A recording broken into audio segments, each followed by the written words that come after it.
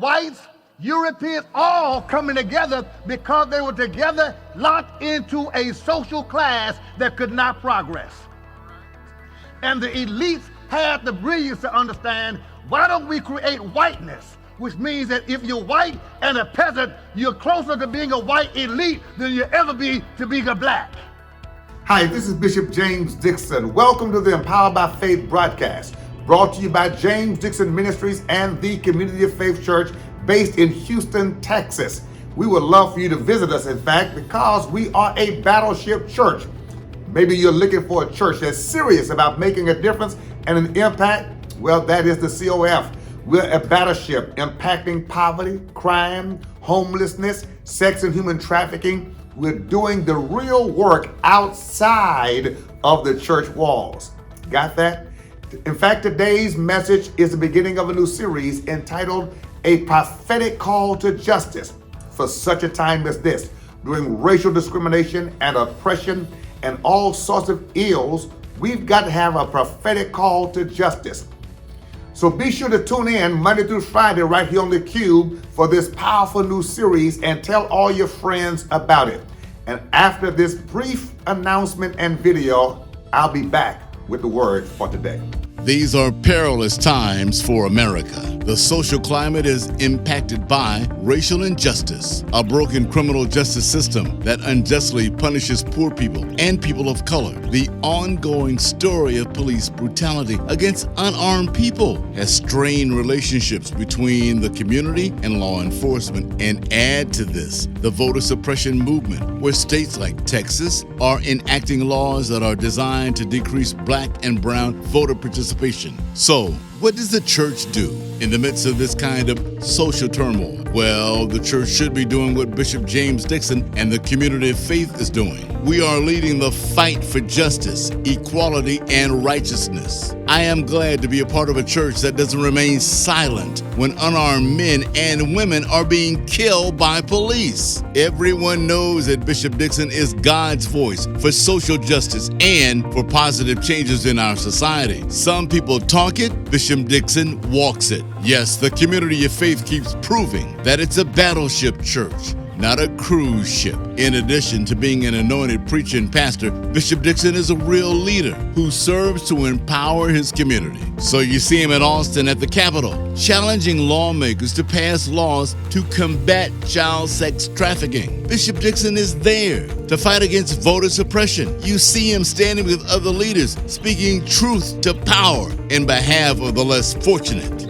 I am happy to partner with Bishop Dixon because I know he's not in it for himself. He's dedicated to the hard work of fighting for the people. That's why, my friends, you should partner with James Dixon Ministries. Praying and supporting James Dixon Ministries makes a much needed difference. So go to jamesdixonministries.org to become a partner today. We thank God for your support. And if you're looking for a church, a real church, a battleship church, look no further.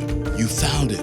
It's the Community of Faith, and we welcome you to your new church family. A call, a prophetic call to justice, part 2. For those of you who heard the first part of this on last Sunday, it would be easier for you to follow us. The greatest threat to American democracy and to America's purposed greatness is not posed by our external foes. The greatest threat to America's purposed greatness is not Russia or China, but the greatest threat to America's purposed and potential greatness is a threat from within. It is the American constructed system of inequality.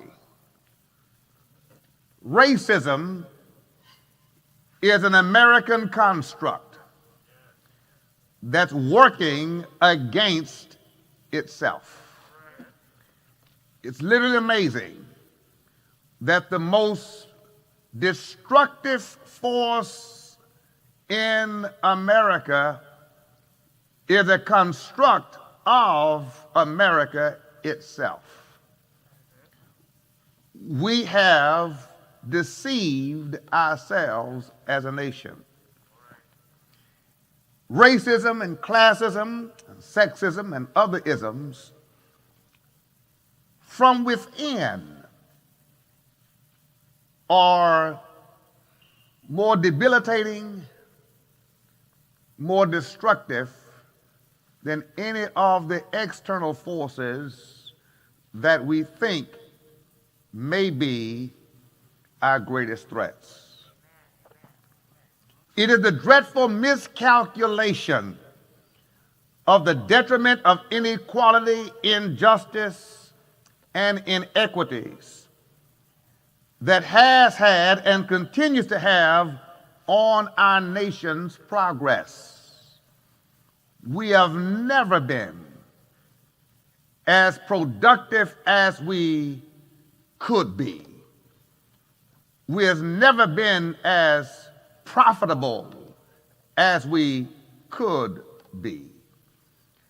We have never been as prosperous as a nation as we could be. And we've never been as powerful as a nation as we could be, because we have been hindered, limited, and stymied by this insistence, the insistence on maintaining structural and systemic racism. For many reasons, there has remained an unwillingness by the majority of white Americans in our country to acknowledge and to address the undoing of the tenets of racism, those things that continue to perpetuate inequality, inequity, disparity, and injustice. Today, as I deliver this message, I am directing this message as I am inspired by God, certainly to Black America and to the Black church in particular, but also to my non-racist white brothers and sisters, and particularly to the white church with its powerful and potentially productive voice, if it would be employed in the intentional work to help address and undo systemic and structural racism. I am convinced that God is calling us, you and me, black, white, and brown, preacher, prophet, apostle, bishop, Baptist, Methodist, Lutheran, Episcopal, Catholic, along with others who speak from the perspective of faith, to raise our voices, to issue a prophetic call to justice. And should we choose to do so at this hour, we can save the soul of America. We can redeem the soul of America. If we choose not to do so, we put at definite jeopardy the future of the country. For the Bible says, "Blessed is the nation whose God is the Lord." The Bible also says, "Righteousness exalts a nation, but sin is a reproach to any people." There is a plethora of biblical content that describes God to be a God of justice. And there are many instances biblically recorded where God rejects his own people because of their unjust treatment of others who are vulnerable. God has never tolerated injustice. God has never tolerated injustice. And it is the sin of America. In fact, many have called this America's original sin. But it is the sin of America to treat any of God's children as though they are lesser than any other group or grouping of God's children. And because America has created this construct and has built systems on the construct of human inferiority and human superiority, God has this against our nation. God has this against our nation.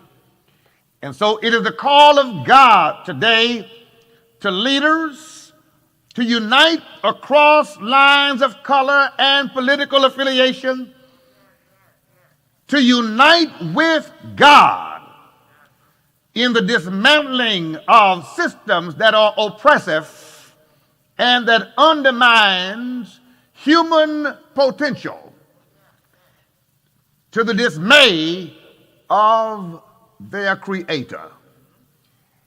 Let me remind us, God created all people equal.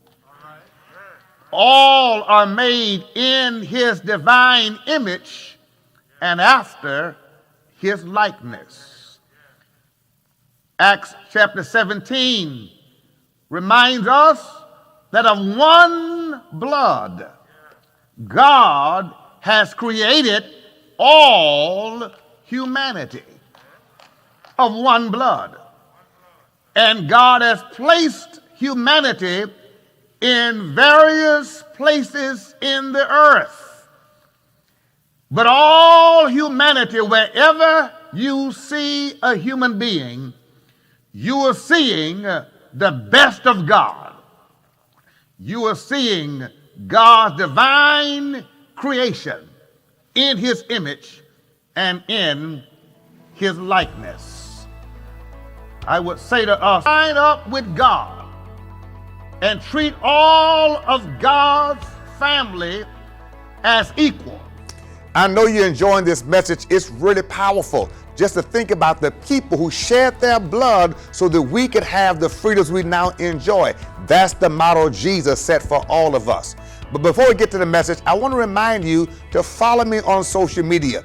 Check it out, because every day we're doing things and you can keep up with our day-to-day activity, making a difference for others through Jesus Christ. And remember this, be a partner, because partners is what it takes to really advance the kingdom of God on earth. Join us at the Community of Faith Church. Well, let's get back to the message and get ready. This is going to take you higher.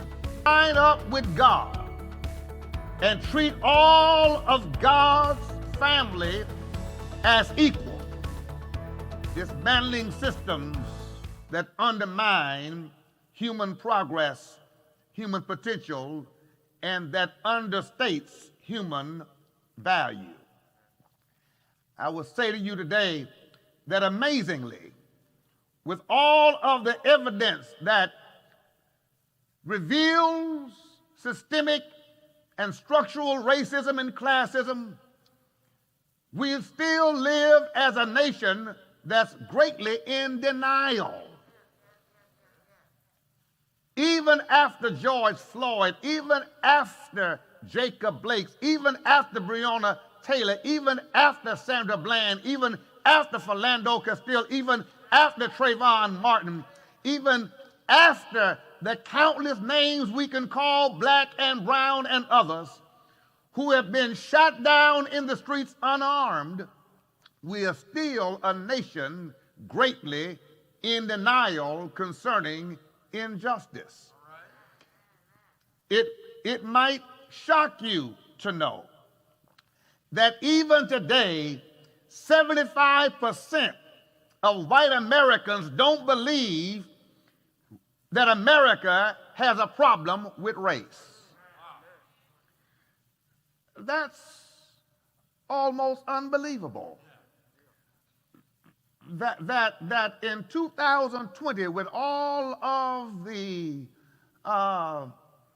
evidence, the empirical evidence, the data is there, the stats are there, the studies are there, 75% of white America still believe that the claim of racism is a myth or a hoax, as if those who are black and otherwise colored, Hispanic and others, when we claim racism, is simply a bogus complaint that is self-victimizing for the sake of undeserved pity. How embarrassing that is. What an insult that is. To think that 75% of white Americans don't believe that there is racism in criminal justice, for instance. Well, let me ask you a question. Why is it then that blacks on average receive sentences that are 20% longer than whites with the same crimes? If there's no racism or injustice in the criminal justice system, let me ask another question. Why is it that even though blacks and whites equally use drugs, blacks are 3 times more likely to be arrested than whites? Same drug use, but blacks 3 times more likely to be arrested. If there's no racism in criminal justice, then why is it that blacks are 10 times more likely to be stopped and searched by police officers than are whites? And why is it that even though whites are more likely to be carrying illegal contraband and illegal substances in their cars, they are 10 times less likely to be stopped, and if they're stopped, 20 times less likely to be searched? Why is that? If there's no injustice in the criminal justice system. See, I'm not just dealing with the shootings on the street. That's the obvious. We're still in denial with the obvious, but these things are less obvious. Why is it that black youth are more likely to be tried and sentenced as adults than are white youth when the crimes are equal or the white crimes of youth are even greater? Why is it, if there's no injustice in the criminal justice system? Well, let's not stop with criminal justice. Let's not stop with criminal justice. I could go on to tell you, why is it that blacks on trial are more likely to have all white juries? When was the last time you saw a white person on trial with an all black jury? If there are no injustices, I really could go on for a minute, just on the criminal justice system alone. But let's move to jobs. Jobs. The University of Chicago conducted a study several years ago concerning jobs and employment. And they took resumes of the same exact resumes, and sent those resumes to thousands, hundreds of companies, U.S. corporations around the nation. And the only difference in the resumes were names. Some names were names like Lakeisha and Jamal. And other names were names, like Beth and, yes, Brendan. And they were, names that were more likely to be white. Why is it that with the same exact resume, same exact skill sets and education, the resumes that bore presumably black names got 50% less callbacks than the names of those that could have been white? 50% less callbacks, same exact resume. Study after study after study proves injustice, racism infects every facet of our society, every facet of our community. People say, well, if you got the skills, you get the education, you get the job, you work hard. That is the myth of America, because we tell everybody to pull yourself up by your own bootstraps, but if you don't have boots, you can't pull up a strap. And the bottom line is, when you are not on the inside doing the hiring, it is proven that people tend to hire who they know, and it depends on who you get recommended by. And today in America, over 70% of the jobs are still received by people from the inside who recommend to HR who they think they should hire. And they typically recommend people who look like themselves. This is America. America. And the list is longer. I've just mentioned criminal justice and jobs. But if I talked about the wealth disparity, as I mentioned before, did you not know? And ask, why is it that whites with no high school education tend to have 2.5 times the wealth as blacks with college education? Well, I could get into some granular detail that explains how all of this has come to be. But I would tell you that most of us don't have a true historical understanding on the creation of systemic racism and structural racism. Have you ever asked yourself the question, have you done the research, have you done the study to understand where it started, where it's come from? I wish I had time to spend with you about this as I feel it today, but let me say to you, brothers and sisters, that we are dealing with systems that have been in place for hundreds of years. And of course, the average white who doesn't want to hear this conversation or have this conversation are just saying, black folk, get over it. It's a thing of the past. I wasn't a slave owner. I don't own slaves. I've not done this or that, and you're right. We are not blaming you for slavery. It's not your fault that systemic, I'm talking to my white brothers and sisters now. It's not your fault that systemic and structural racism is a part of the American fabric. But it is your responsibility to understand the detriments and the destructive force it has been on the entire American fabric. You're not responsible for the fact that it did happen, but you need to know that it did and need to understand what we can do collectively at a time like this in order for us to undo it. We can't get over it unless we We sincerely hope you're enjoying the ministry of Bishop James Dixon.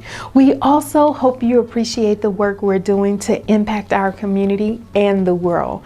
To keep up with Dr. Dixon and all we do, follow Bishop Dixon on all social media. Subscribe to his YouTube at Bishop James Dixon. Follow Bishop D on Facebook and Instagram. Stay connected and you'll be amazed at what we're doing to impact the world for Jesus. Stay connected and stay empowered by faith.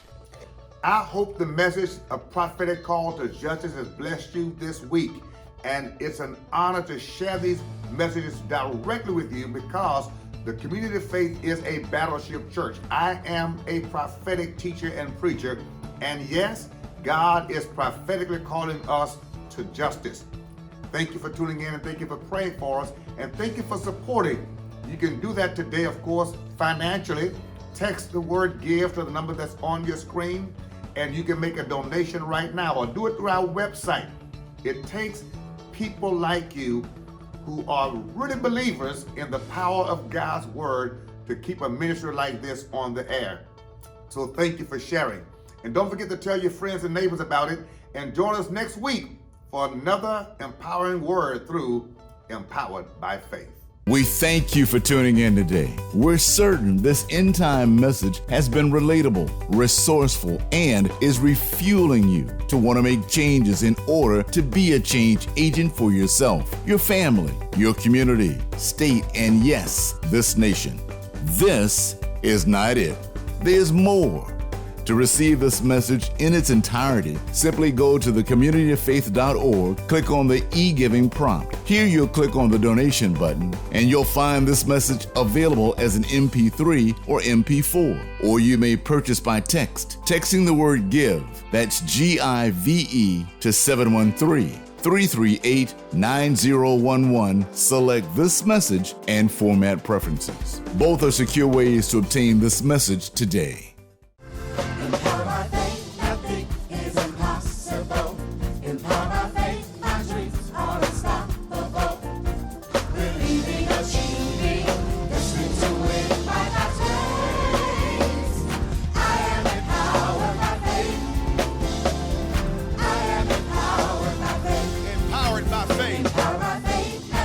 Nothing is impossible. Empowered. You got to believe your dreams are unstoppable.